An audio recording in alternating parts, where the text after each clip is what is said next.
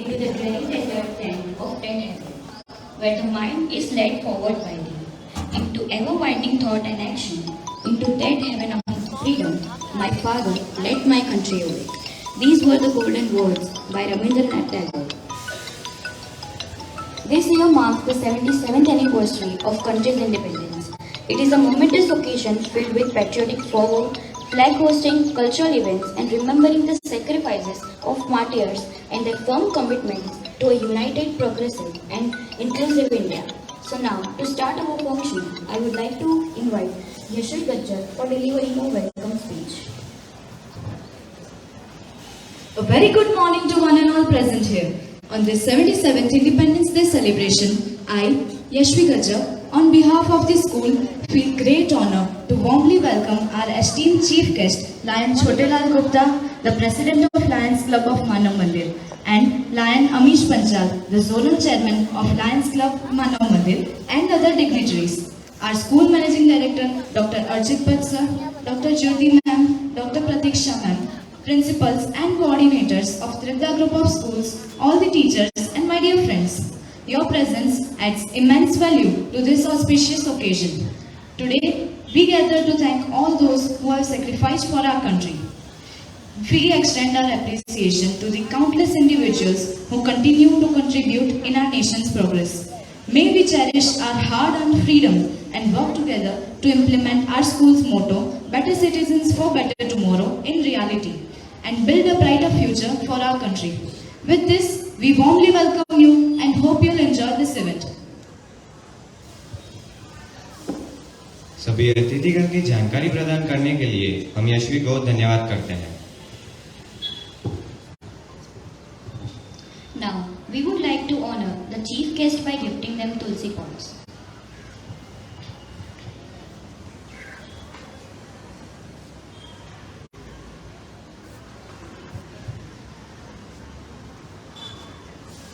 Lion Chotilal Gupta and Lion Amish Panchal.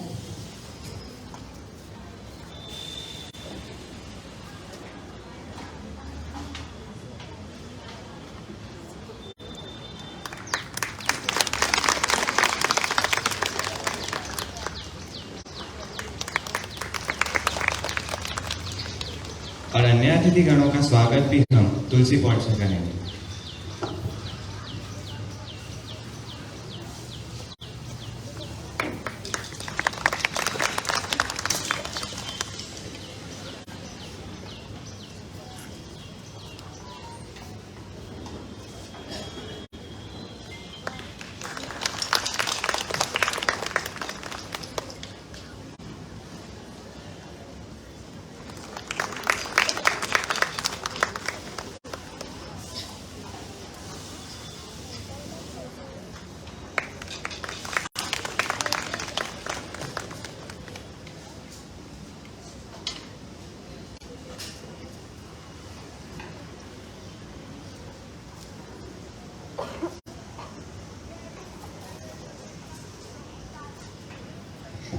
Thank you to all the students for honoring the chief guest. We stand here with a sense of pride knowing that we are fortunate to live in a country where freedom and democracy prevail. So let us invite Hiya Patel for delivering a speech on independence.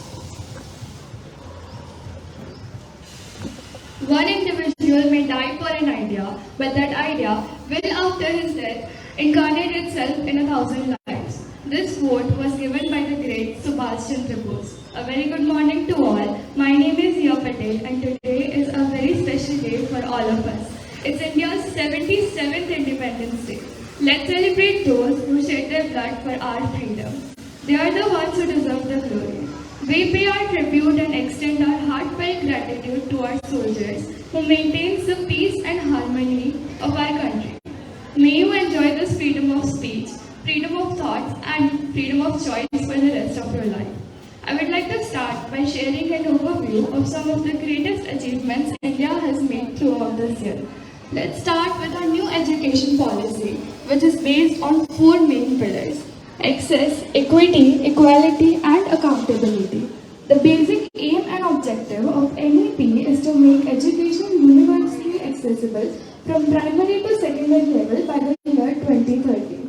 It has been designed to align with the modern century and to cater with the evolving needs of the country's diverse population.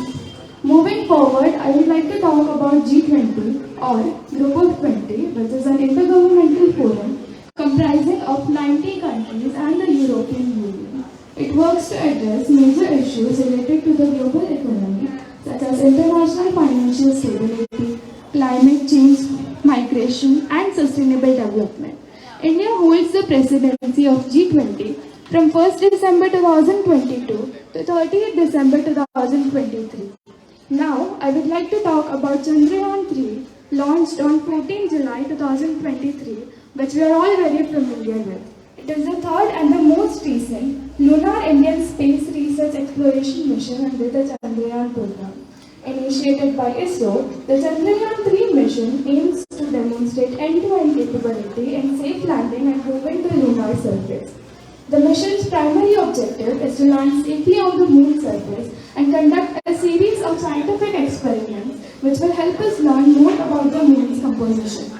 We need to keep in mind that India has not only made achievements throughout this year, but also has made many great achievements throughout the history.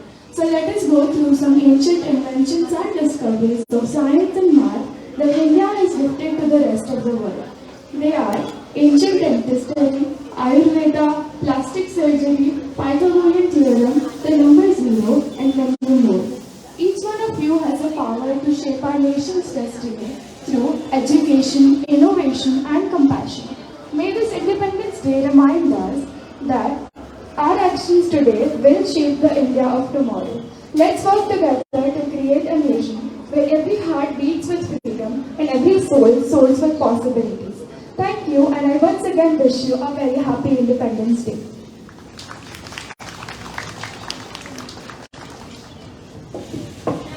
विश्व में प्राचीन भारत के योगदान, स्वतंत्रता के संघर्ष और अंग्रेज राज के 200 साल के अंधकार में से बाहर निकलने के बाद भी हमारे गौरवशाली देश की प्रगति के बारे में हमें सूचित करने के लिए मैं हिया पटेल का धन्यवाद करता हूँ। इन सब के अलावा भी भारत ने कई क्षेत्रों में सफलता हासिल की है, जैसे कि मेक इन इंडिया के तहत 101 विदेशों ने हमारे भारत में निवेश किया है। यही नहीं, परंतु 2023 में भारत में 90,000 नए व्यवसाय की शुरुआत हुई है। इसके अलावा भी भारत ने अंतर्राष्ट्रीय सौर गठबंधन यानी कि इंटरनेशनल सोलर अलायंस में भी अपनी जगह बना ली है। So now, as a token of respect, we would like everyone to stand up on their places, and I would like to request the Scout Jia Patel to escort the chief guest in order to hoist the flag. In the truest sense, freedom cannot be bestowed; it must be won. So, freedom in mind, faith in words, pride in our hearts, memories in souls. Let us start our journey towards independence.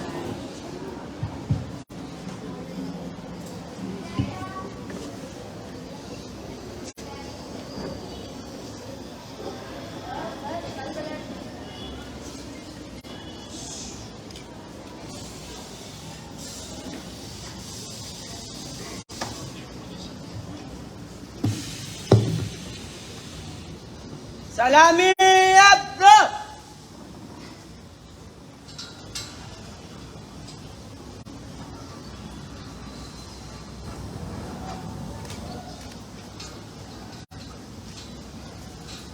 जैसे थे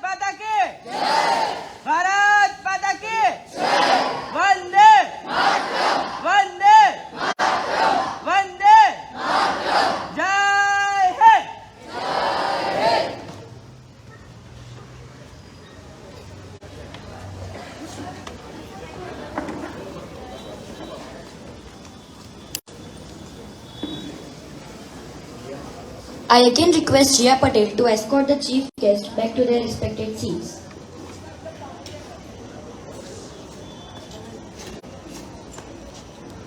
Now, I would like everyone to please be seated on their respected seats so that we can continue the remaining performances. I request the commander, Ayush Thakkar, to disperse the band. Scout, disperse!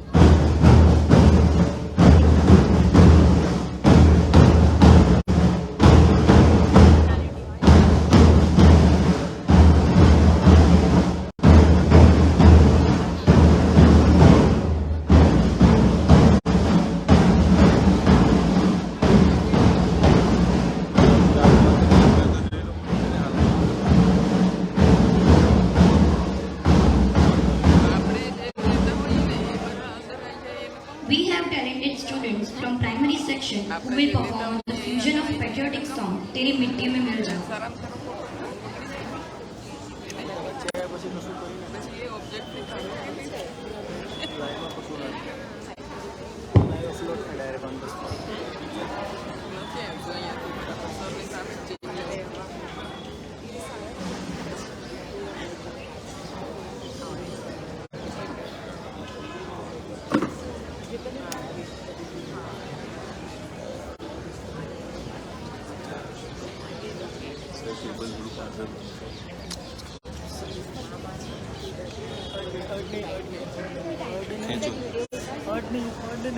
नहीं यार छोड़ भले छोड़ी दे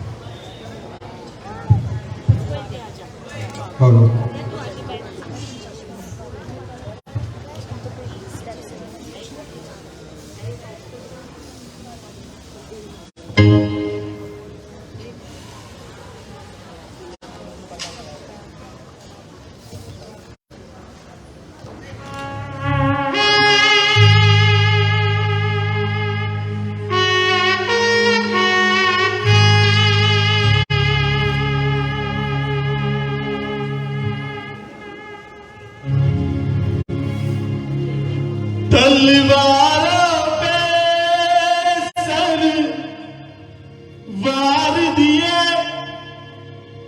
अंगारों में जिस्म जलाया है तब जाके कहीं हमने सर पे ये केसरी रंग सजाया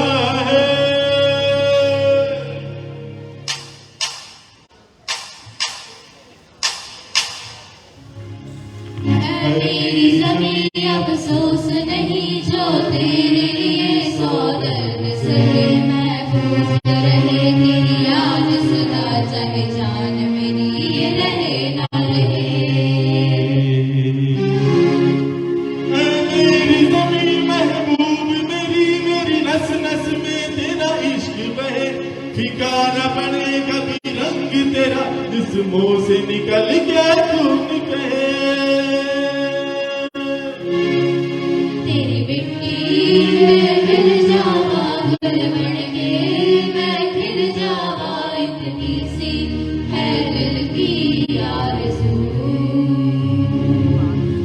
नदियों में बह जावा दिल खेतों में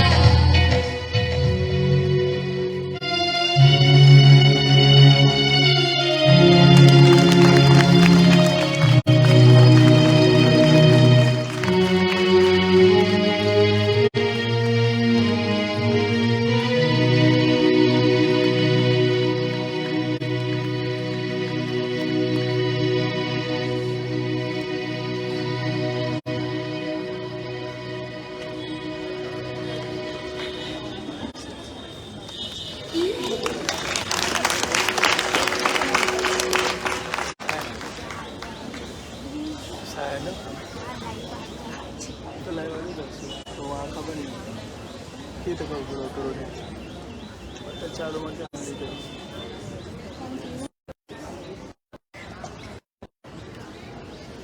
इन चिंगारी जैसा दिखने वाले बच्चों की नृत्य ज्वालामुखी जैसी होगी यह हमने नहीं सोचा था।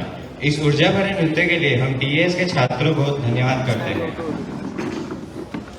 हम कई सारे ऐसे स्वतंत्रता सेनानियों के बारे में जानते हैं जो भारत भूमि के लिए लड़े और यहीं अपने प्राण गंवा दिए, परंतु कई ऐसे लोग हैं जिन्होंने भारत में न रहकर भी भारत माता के लिए अपनी जिंदगी कुर्बान कर दी।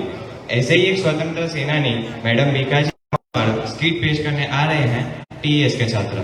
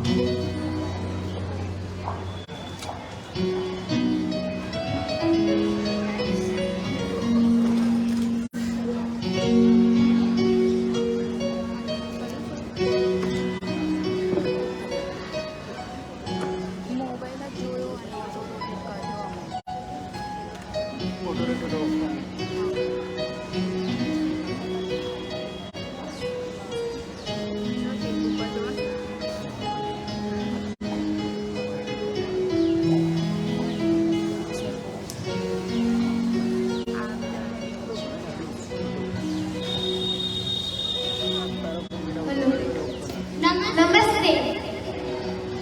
आज भारत को आजाद हुए वर्षों बीत चुके हैं, पर हम में से कितने इन्हें और इनकी वीरतापूर्ण कार्यों को जानते हैं, जो 33 वर्षों तक लगातार विदेशी भूमि से ही भारत की स्वतंत्रता के लिए लड़ने का दम रखती थी। अंग्रेज सरकार ने लगभग उम्र भर उनके भारत आने पर रोक लगाई रखी। वे बहादुर जाबाज महिला थी मैडम भिखाजी कामा।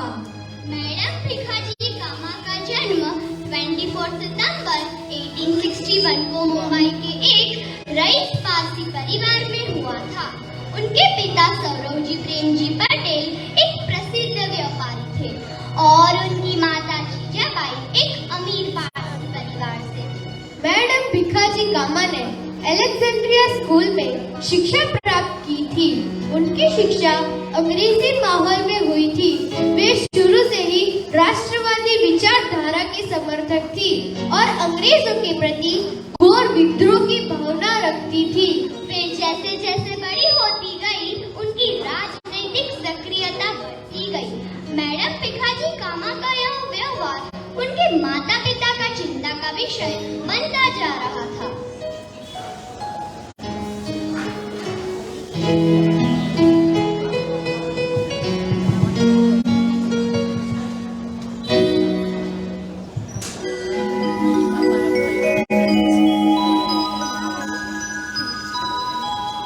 बेटी भिखाजी, ओ बेटी भिखाजी।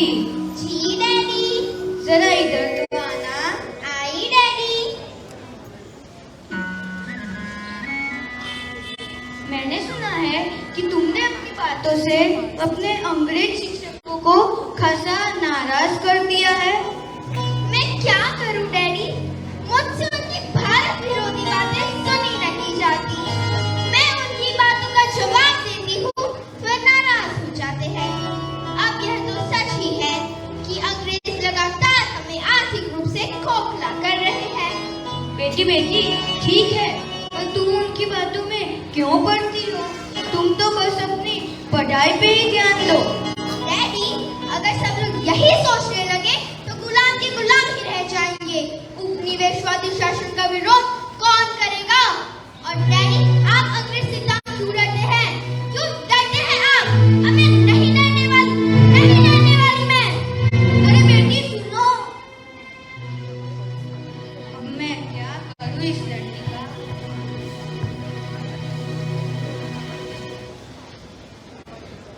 अजी, क्या हुआ? आप इतने परेशान क्यों हो? भिखाजी की माँ, अब मैं क्या करूँ? पता, मैं इसी की वजह से परेशान हूँ। पता नहीं क्यों इसके अंदर इतना गुस्सा भरा हुआ है और इसके अंदर अब अंग्रेजों के विरुद्ध का जुनून भी चढ़ गया है। इसके अंदर का ये गुस्सा और उसके विद्रोही तेवर मुझे डरा ही देते हैं। तो आप उसकी शादी का क्यों नहीं सोचते? गृहस्थी में रहेगी तो सब भूल जाएगी। शायद तुम्हारा कहना सही है। आओ इस विषय पर सोचते हैं। हाँ हाँ आओ।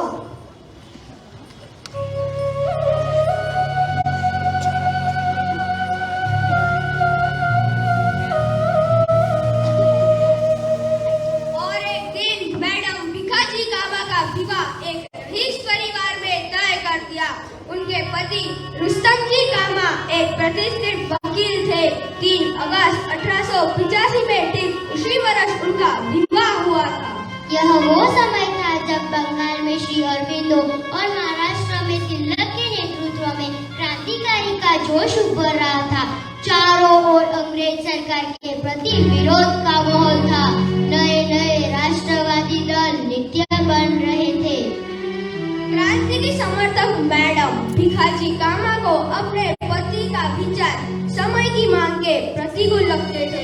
सक्रिय राजनीति में उनके पति को कोई रुचि न थी और वे अंग्रेजी संस्कृति के हिमायती थे। इसीलिए पति पत्नी में बहस होती रहती थी। आइए देखते हैं।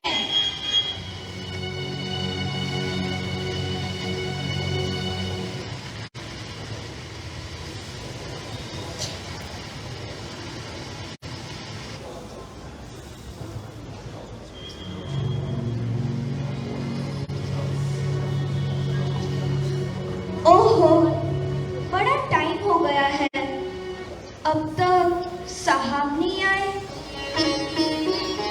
मुझे बड़ी चिंता हो रही है उनकी। न जाने कब आएंगे।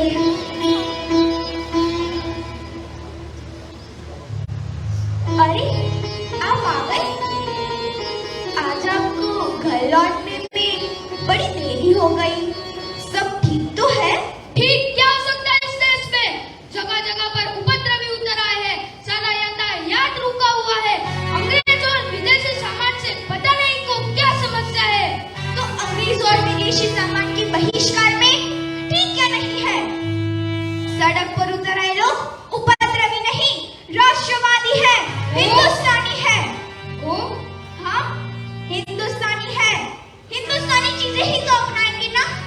आखिर ये विदेशी सामान की आकर्षण ने हमारी घरेलू चीज को नष्ट कर दिया है। देखो देखो, यह सब व्यापार है, व्यापार। अंग्रेज बड़े पैमाने पर अपना सामान बना रहे हैं और उन्हें उपलब्ध करा के हमारी जरूरतों को पूरा कर रहे हैं। हम तकनीकी रूप से पिछड़े हैं। यह हमारा दोष है, अंग्रेजों का नहीं। और भला इस तरीके से कब तक काम चल सकता है? एक देश का तकनीकी विकास दूसरे देश का शोषण का हक नहीं दे सकता और उसको व्यापार तो बिल्कुल ही कहा जा सकता। रहा चरखे और हथकरघे का सवाल, तो देश का आर्थिक दोहन बचाना है तो पहले चरखे और हथकरघे को बचाना होगा। अरे तुम्हें तो कुछ कहना ही बेकार है।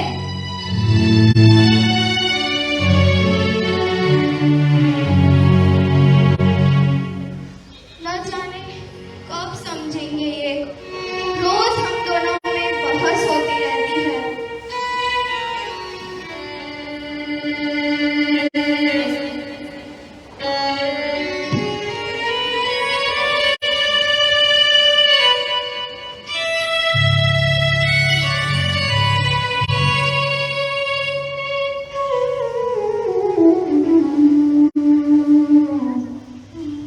पर मैडम कामा वैवाहिक जीवन के इन मतभेदों से विचलित न हुई और निरंतर समाज सेवा और राजनीति में सक्रिय रही।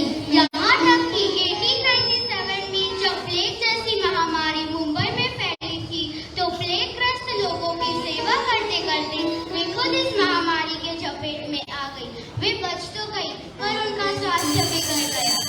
1902 में उनके परिवार और मित्रों ने इलाज और स्वास्थ्य लाभ के लिए लंदन भेज दिया गया। यह मैडम कामा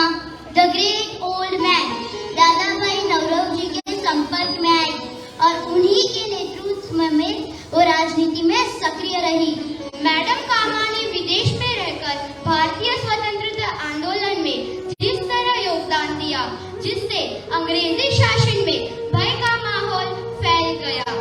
विद्रोह, दमन, बेचैनी, वैचारिक टकराव और क्रांति के इस दौर में ये किसका भय है जो भारत और विदेश में बैठे इस अंग्रेज अफसरों को इतना चिंतित कर रहा है? किसका भय?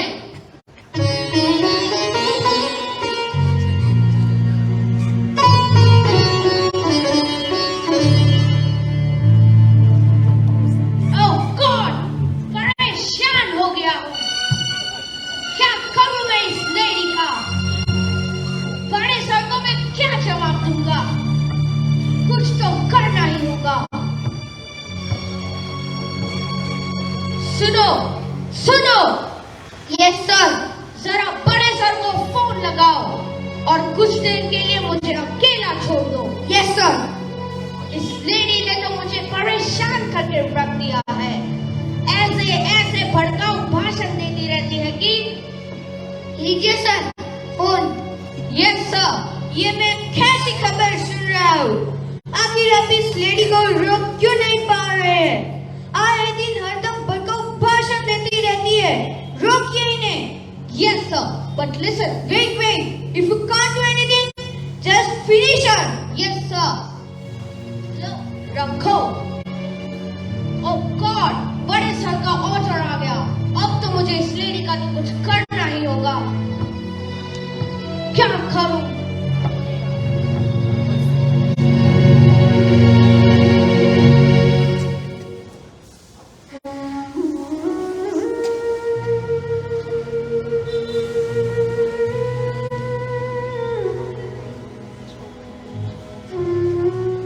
वे भारतीय हो या गैर भारतीय, वह सभी क्रांतिकारियों के लिए धन संचय करती थी और उनकी आर्थिक मदद करती थी। लंदन उनकी क्रांतिकारी राजनीतिक गतिविधियों का आधार स्थल बन चुका था और वे खुलकर अपने ब्रिटिश सरकार के विरोध विचार अभिव्यक्त करती थी। मैडम कामा क्रांतिकारी विचारधारा की पक्षधर थी। विदेश से खिलौनों में हथियार और साहित्य भारत भेजे जाते थे। आइए देखते हैं।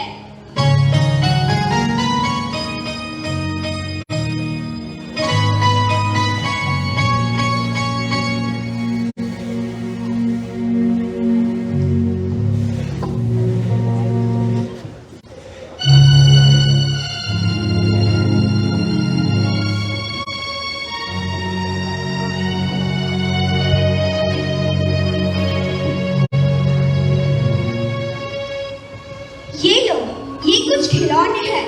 इसके सिलाई निकाल के ये हथियार और साहित्य पैक कर दो। जी मैडम।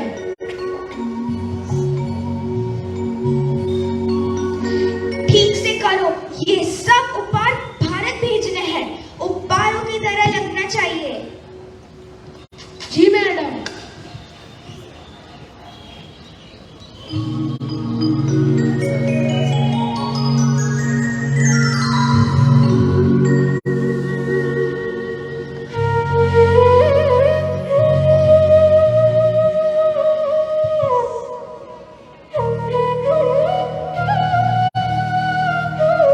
ये लो, ये कुछ और भी है। इसे भी उपहारों की तरह पैक कर दो। जी मैडम, हम अभी कर देते।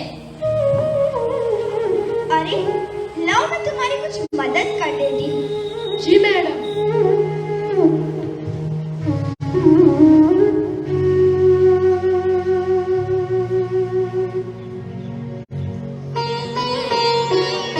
मैडम, ये कुछ किताबें हैं, इसे भी तो भारत भेजना है। इसे कैसे पैक करें?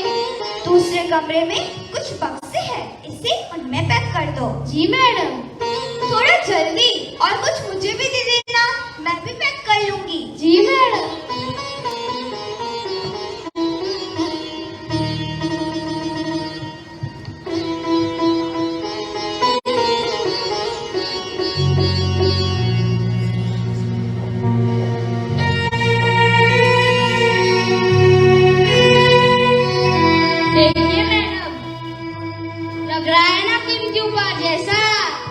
अंग्रेज हमें पकड़ नहीं पाएंगे।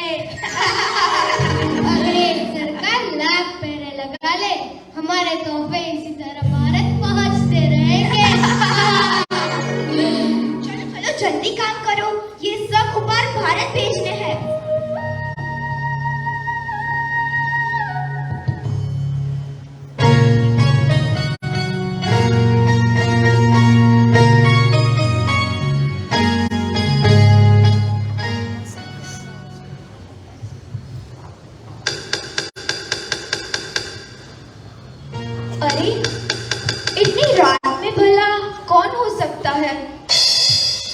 जरा देखो तो।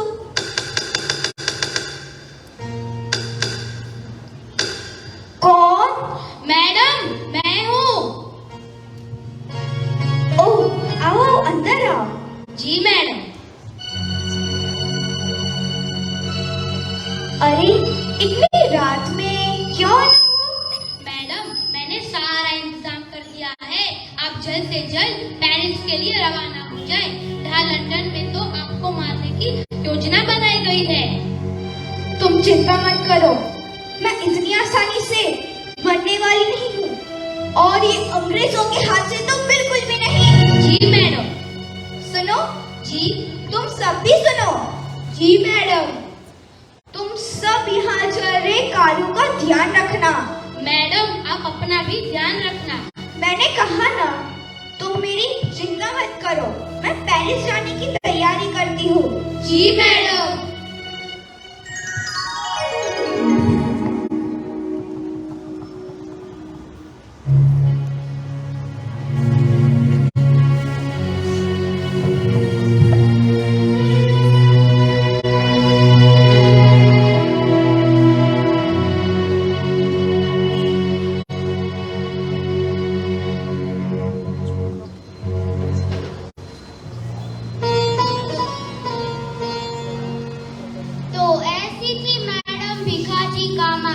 निर्भीक और देश पर मर मिटने के जज्बे से भरी हुई। अगस्त 1907 में जब जर्मनी में स्टुटगार्ट में अंतर्राष्ट्रीय समाजवादी कांग्रेस का आयोजन हुआ था, तब वहां मैडम कामा की हिम्मत और वाकपटुता देखते ही बनती थी।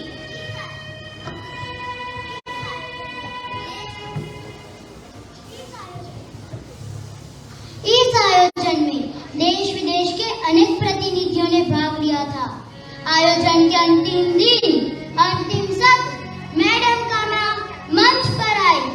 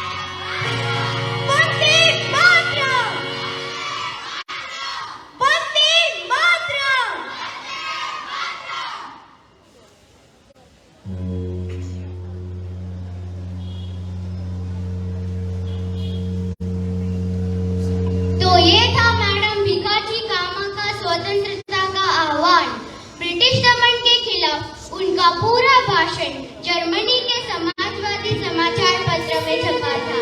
यह घटना अस्मरणीय है क्योंकि वह मैडम कामा ही थी जिन्होंने सबसे पहले विदेशी धरती पर भारतीय तिरंगा फहराया था। ये झंडा पुणे के केसरी मराठे पुस्तकालय में लोगों के दर्शन के लिए रखा गया है।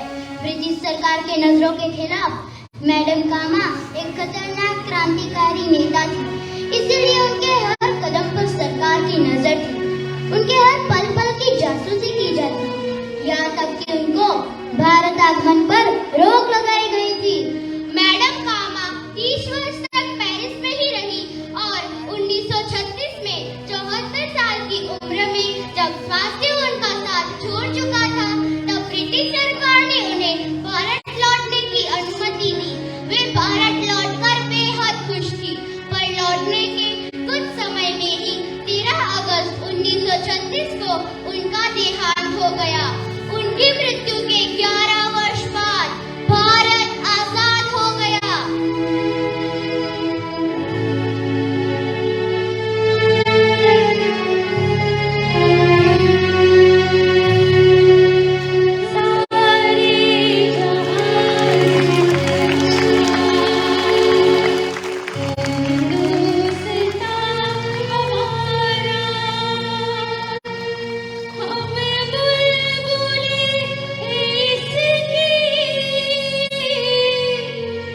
ये गुलसिता हमारा हमारा सारे जहां से अच्छा।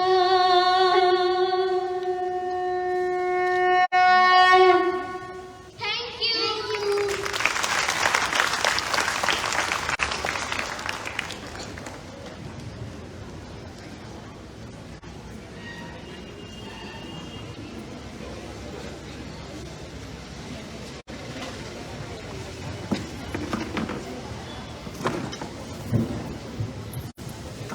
It was such a creative performance that made all of us feel inspired. Thank you for letting us know about Madam Likhaji Kama. 15 अगस्त भारत के सबसे महत्वपूर्ण दिवसों में से एक है। इसका कारण यह है कि इस दिन एक नए भारत का निर्माण हुआ था। चंद्रगुप्त मौर्य ने जिस सर्वशक्तिमान भारत की रचना की थी, उसकी एक नई सुबह का आरंभ हुआ था। तो इस विजय दिवस पर नृत्य पेश करने के लिए आ रहे हैं TDS के कुछ छात्र।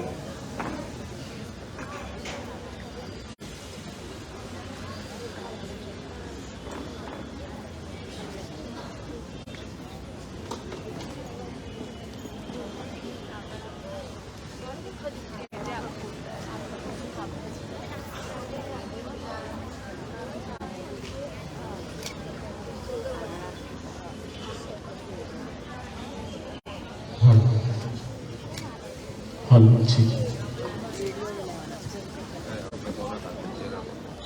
जी जी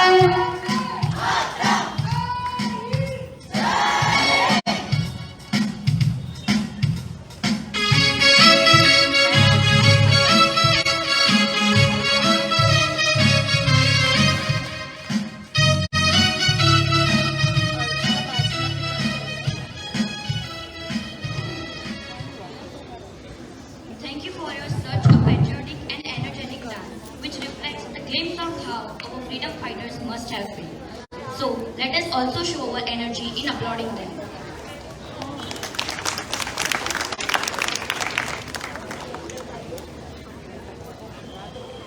Now, it's time for another dance performance by our young patriots from TES.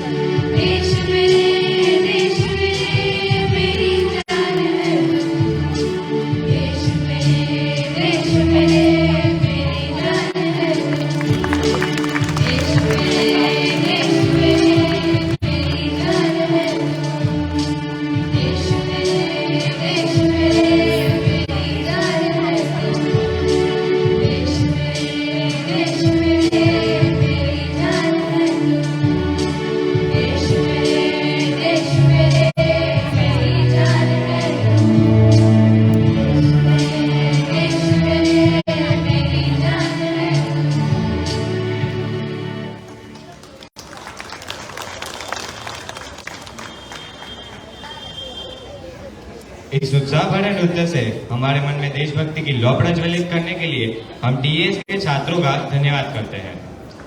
साथियों, ऐसा नहीं है कि आजादी हमें कोई एकाएक अचानक मिल गई हो, बल्कि यहाँ सैकड़ों महान स्वतंत्रता सेनानी की कठोर तपस्या, कड़े संघर्ष, बलिदान और त्याग का परिणाम था।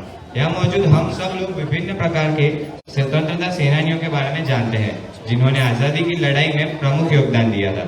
लेकिन अभी भी कई गुमनाम योद्धा हैं जिन्होंने कुछ उल्लेखनीय कार्य किए हैं। वैसे ही कुछ स्वतंत्रता सेनानी पे नाटक पेश करने के लिए आ रहे हैं TDS के छात्र।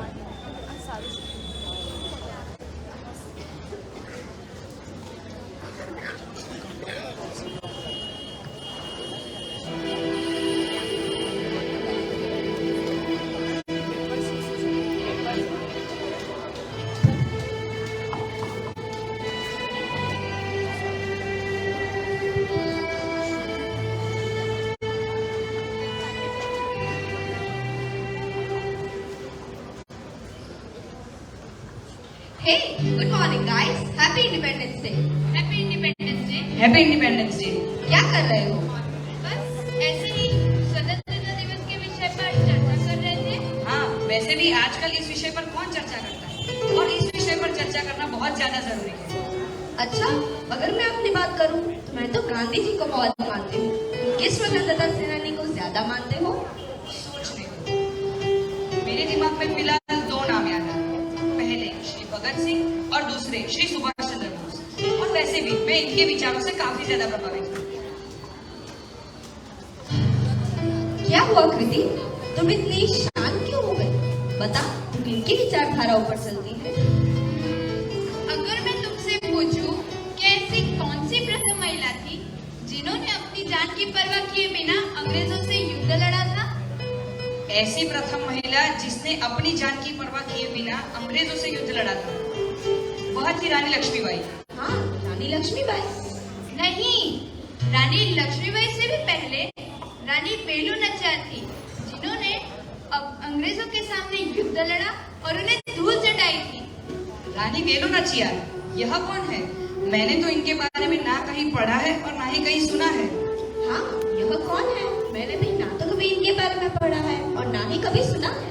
वही तो, कितने ही ऐसे सितारे हैं जिनका हमें गौरव लेना चाहिए कि उन्होंने हमारे भारत भूमि पर जन्म लिया और भारत भूमि के लिए ही लड़ मरे। आजकल की हमारी किताबों में उनका उल्लेख ही नहीं है।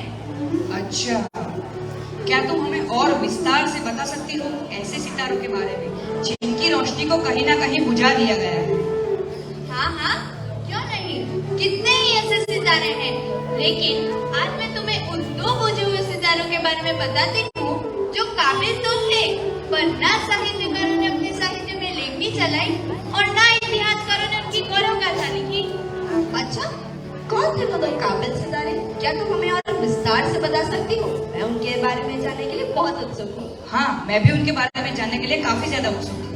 उन दो काबिल उसके सितारों का नाम है रानी लक्ष्मीबाई, रानी वेलु नाचियार और गुरु गोविंद जी।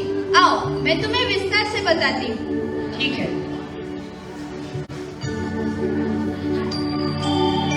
रानी वेलु नाचियार का जन्म 3 जनवरी 1730 में तमिलनाडु में हुआ था। आज भी रानी वेलु नाचियार को विरमगई के नाम से तमिलनाडु में याद किया जाता है। यह भारत की पहली महिला थी जो अंग्रेजों से लड़ी और जीत हासिल की। उनके पति पर हमला कर क्रूरता से अंग्रेजों ने उनको मंदिर में मार दिया।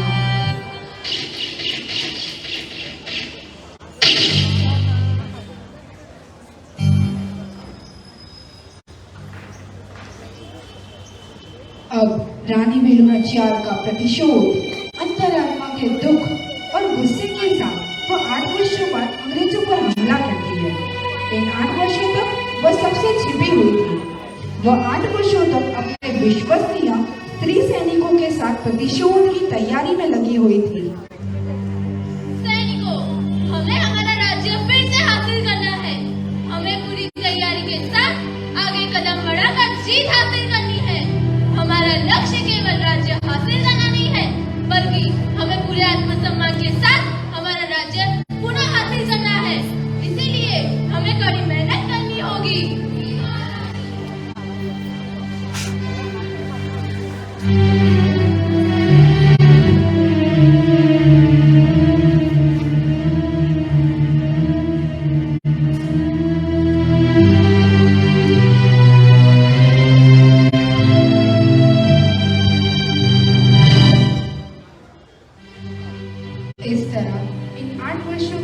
परिश्रम के बाद जब वह बाहर निकली, वह दिन विजयदशमी का था।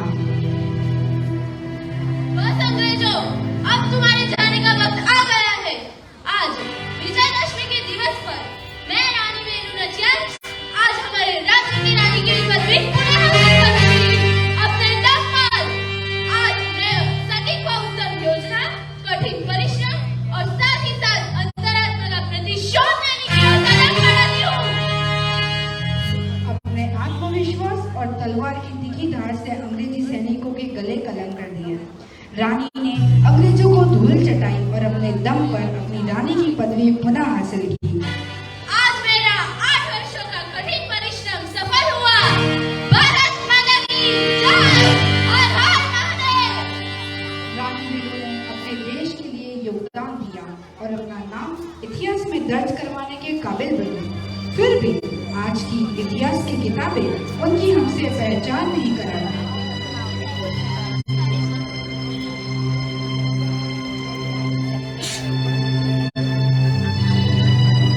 तो देखा तुमने कि कौन थी रानी वेलू नाचियार?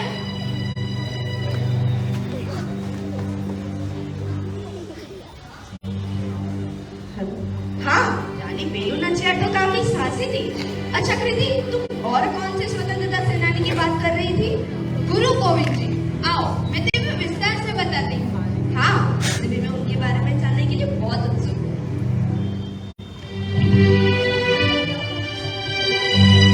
गोविंद गुरु जी का जन्म 20 दिसंबर 1858 में राजस्थान में डूंगरपुर जिले के बांसिया गांव में हुआ था। जब वो 20 वर्ष की आयु के थे, तभी से वे समाज की सेवा में जुड़ गए। मैं आप लोगों के साथ हूँ। हमें अंग्रेजों का गुलाम नहीं बनना है। हमें हमारे पैरों पर खड़े होना है और उनकी मजबूत समुदाय को कमजोर टुकड़ों में बिखेर देना है। शिक्षित समुदाय को किसी उद्देश्य के लिए एकत्रित करना संभव है, किंतु भिल समाज जैसे अशिक्षित एवं विपन्न समाज को सामाजिक एकता के लिए एक माला में पिरोना असंभव सा कार्य है। हम कुछ भी हासिल कर सकते हैं अगर हमारे मन में एकता की ज्योत है तो। अतः गोविंद गुरु जी ने इस असाध्य और असंभव कार्य को अपने वाणी कौशल से और आत्मिक स्नेह से साध्य बना दिया और पूरे भिल समाज को एक माला में पिरोया। हम लड़ेंगे भी और हम जीतेंगे भी।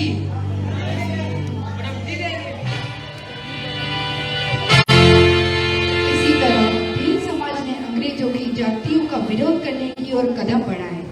जब अंग्रेजों को भिल समाज की एकता का आभास हुआ, तो अंग्रेजों ने इनके सम्मेलन पर गोलियां चलवा दी। इस तरह 1500 भीलों के खून से मानगढ़ पहाड़ रक्त रंजित हो गया।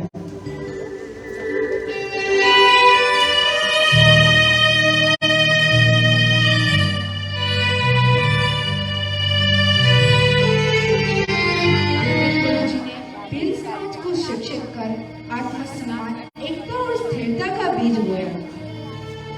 इसी तरह वो भिल समाज के पुरोधा बने।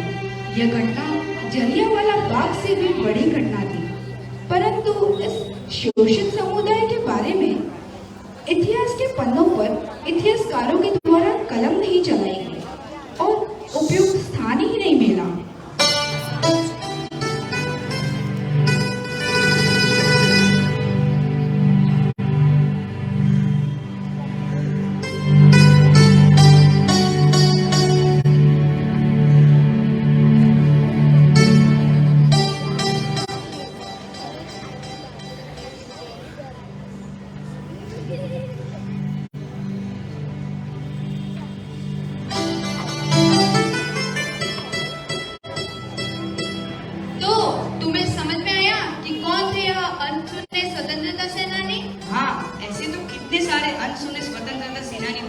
जिनके बारे में हम कहीं ना कहीं अनजान हैं।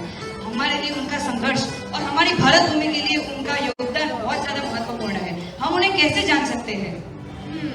सही कहा। इसलिए ही तो हमारी लाइब्रेरी में ऐसी 75 स्वतंत्रता स्वाधीनता के शूरवीरों की पुस्तकें हैं। तुम वहां से पढ़ सकते हो। ठीक है।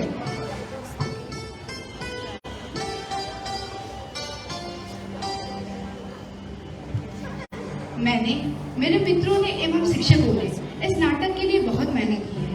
इस नाटक के द्वारा हमने आप सभी का परिचय उन अनसुने स्वतंत्रता सेनानियों से करवाने की कोशिश की है। हमें इन अनसुने स्वतंत्रता सेनानी के बारे में जानना और समझना बहुत महत्वपूर्ण है, क्योंकि इन सेनानियों ने हमारे भारत भूमि के लिए बहुत संघर्ष किया है और हमारी भारत भूमि के लिए अनंत उत्सर्ग दिया है। हमें इनके बारे में जानना चाहिए। मैं ये चाहती हूँ कि आप सभी भी इनके बारे में जानें और समझें और आज के युवा वर्ग को भी बताएं कि कौन थे ये। हम सब इनसे अनजान हैं, हमें इनके बारे में जानना बहुत महत्वपूर्ण है। अगर आप सब मेरी भावनाओं से प्रभावित हैं और इन शूरवीरों को इतिहास के पन्नों पर देखना चाहते हैं, तो आज के शूरवीरों के बारे में बताइए आज के युवाओं कि कौन थे वो। और अगर आप इनके बारे में जानना चाहते हैं तो हमारी स्कूल की लाइब्रेरी में इनके लिए स्वाधीनता संग्राम के 75 शूरवीरों की पुस्तक है, आप वहां से पढ़ सकते हैं और इन अनकहे सितारों की रोशनी से सबको जगमग कीजिए। जय हिंद, जय भारत।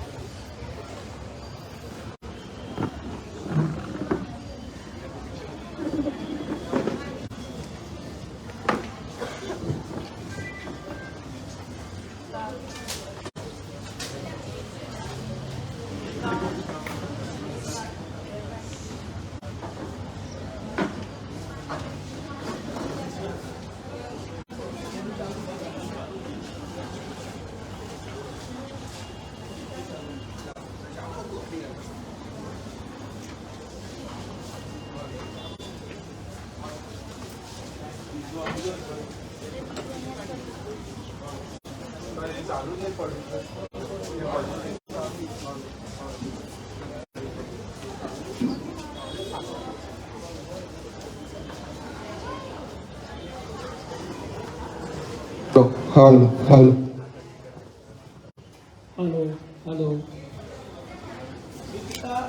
इस एजुकेशन ट्रस्टના chairman Shri Lions chairman Shri અને લાયન્સ ક્લબ ઓફ અમદાવાદના પૂર્વ શ્રી સભ્ય શ્રી અચિતભાઈ ભટ્ટ, જોનલ ચેરમેન શ્રી સચિનભાઈ તથા અમીશભાઈ તથા શ્રી હર્ષવર્ધનભાઈ, લાયન્સ ક્લબના મેમ્બર, શિક્ષકગણ, આમંત્રિત મહેમાનો અને વિદ્યાર્થીઓ, હું તમને મારા ખૂબ ખૂબ વંદન કરું છું। આજનો પ્રોગ્રામ તો મને જોવાની બહુ જ મજા આવી ગઈ। છોકરાએ બહુ સરસ એ કર્યું, પ્રદર્શન કર્યું। એમાં અર્ચિતભાઈનો ફાળો બહુ મોટો હશે એવું અનુમાન કરી શકું છું। આપણે આઝાદીના 77 વર્ષ ઉજવી રહ્યા છીએ। આપણે જાણીએ છીએ કે અંગ્રેજોના ગુલામીમાંથી 15મી ઓગસ્ટ 1947ના દિવસે ભારત દેશ આઝાદ થયો।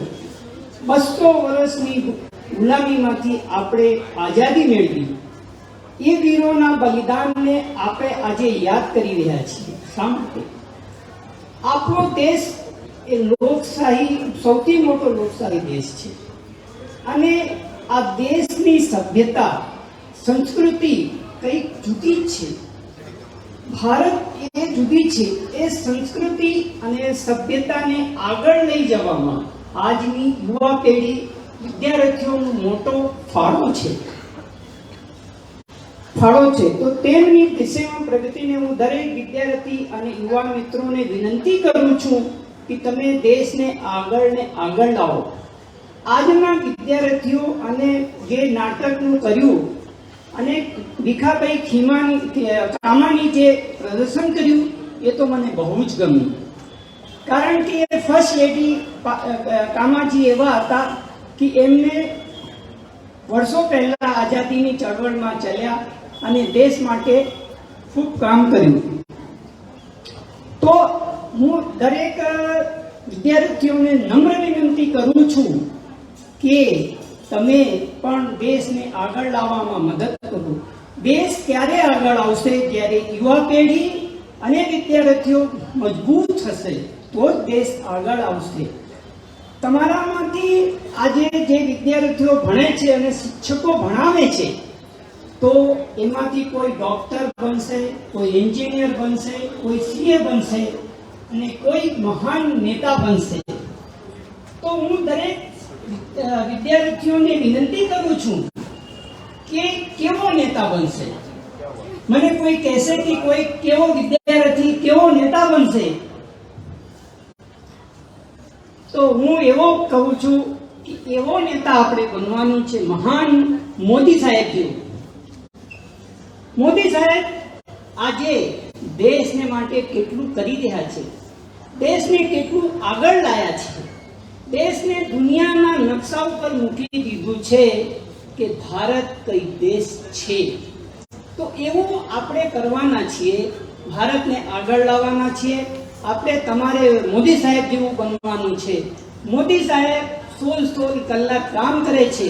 તો વિદ્યાર્થીઓ, યુવાનો, હું તમને એવી વિનંતી કરું છું કે તમે બી ખૂબ ભણો, આગળ આવો, તમારામાં સારી સભ્યતા આવે, સારા સંસ્કાર આવે તો જ આ દેશ આગળ આવશે, આપણે આગળ આવીશું અને સમાજ આગળ આવશે. આપણે દરેકમાંથી થોડું વ્યસન મુક્ત પણ બનવાનું છે. દરેક શિક્ષક વર્ગને હું કહું છું કે યુવાનોને બને ત્યાં સુધી એમને વ્યસન મુક્ત બનાવો. દેશ વ્યસન મુક્ત હશે તો આગળ ઘણું બધું આવશે. જો આપણે વ્યસન તરફ વળી જઈશું તો આપણે પ્રગતિ નહીં કરી શકીએ. એટલા માટે મારે દરેકને નમ્ર વિનંતી છે કે તમારામાં સારા સંસ્કાર આવે. અને સારા સંસ્કાર કોણ આપે છે? એક આપણા ગુરુ અને બીજા છે આપણે માતા પિતા. માતા પિતા પણ પોતાના છોકરાઓનું ધ્યાન રાખે અને એમને સારા સંસ્કાર, સારી વાણી આપે તો જ આ દેશ આગળ આવશે. તો હું તમને દરેકને વિનંતી કરું છું કે તમે સારા સંસ્કાર મેળવો, સારા ગુણ મેળવો, સારી જગ્યા ઉપર જાઓ, ડોક્ટર, એન્જિનિયર, સીએ બનો અને મહાન નેતા મોદી જેવો બનો અને મોદી જેવા કાર્ય કરો. એમાંથી હું તમને દરેકને હું નમ્ર વિનંતી છે. ભારત માતા કી જય.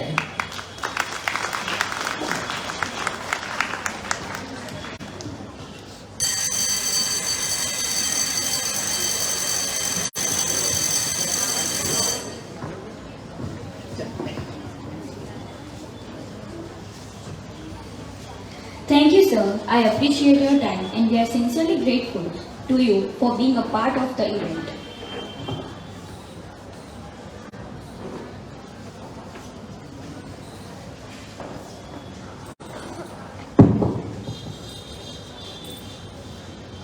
अब मैं TDS की छात्रा मौलिका पटेल को देश के संविधान के संबंधित कुछ सूचना प्रदान करने के लिए आमंत्रित करता हूँ।